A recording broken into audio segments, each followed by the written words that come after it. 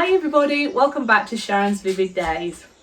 No, not Sharon, Vivid Days. Hi everybody, welcome back to Sharon from Vivid Days Art. I hope wherever you are in the world you are safe and you've been creative. Today's video is going to be a fairly quick one.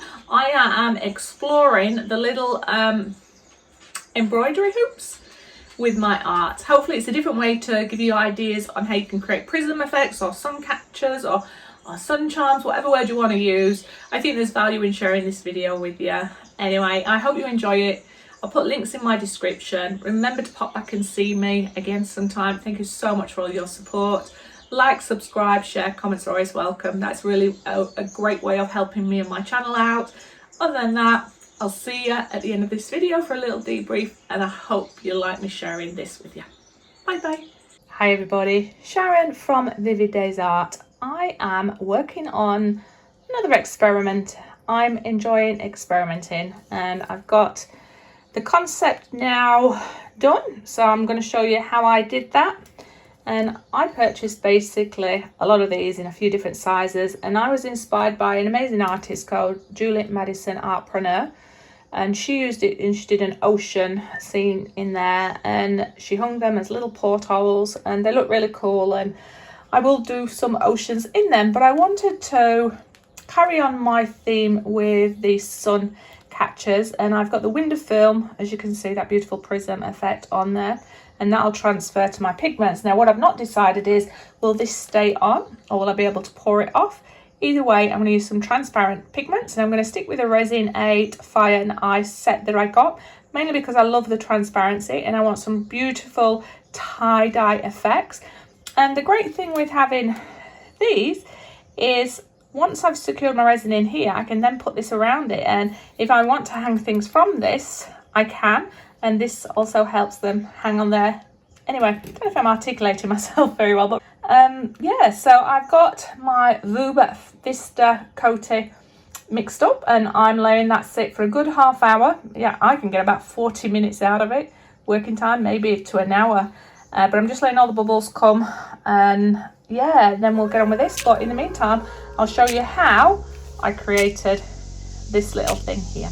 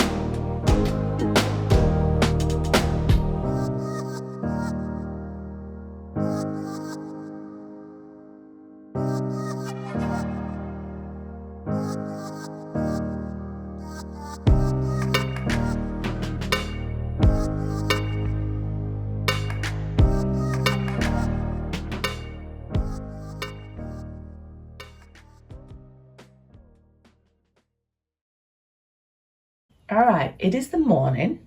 I apologize for my messy work area. I have removed 3 already now. This one had a massive overspill.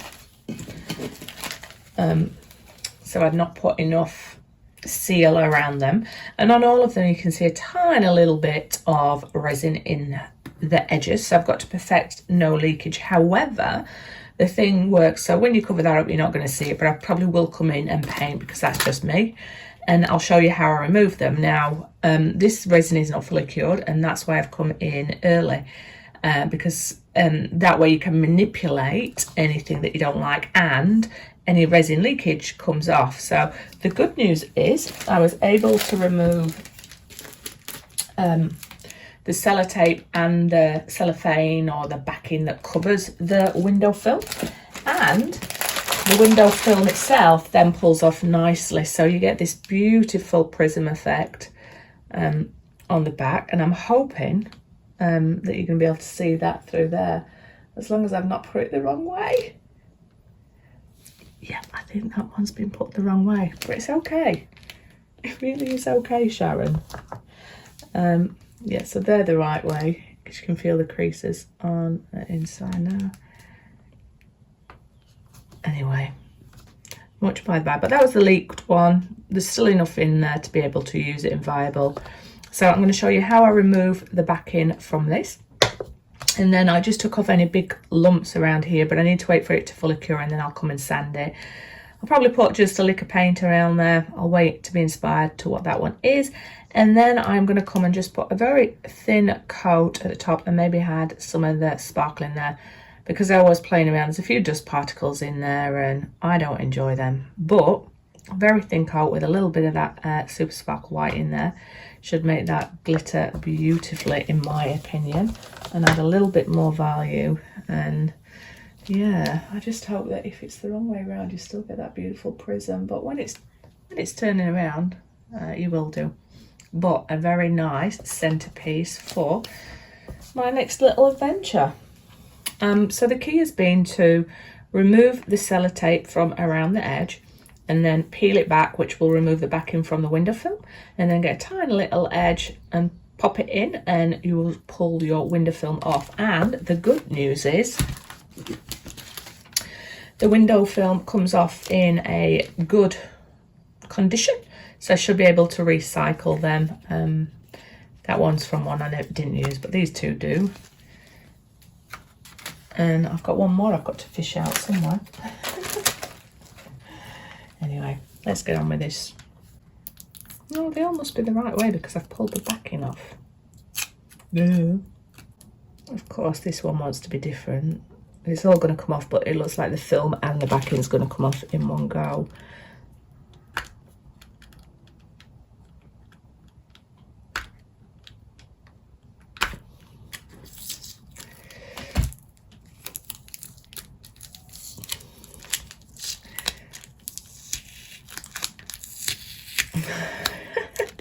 No, that's just the tape pulling off. Normally I get the backing off as well, so we may as well pull it all off together. There you go. So normally what happens is that so the backing comes off with the tape, but now it just wanted to be stubborn with you. A little bit of tape still to come off. So that's all the tape around the edge, and you just end up with a few little nodules that'll come off fairly easily, so you want to get that off before it fully cures. I'll then come back with a light sanding.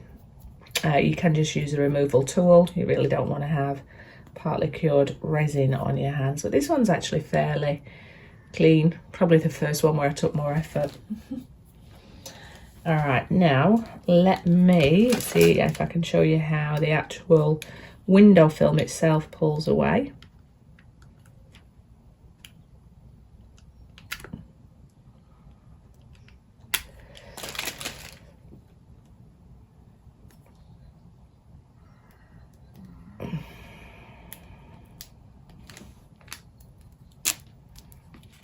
The window film itself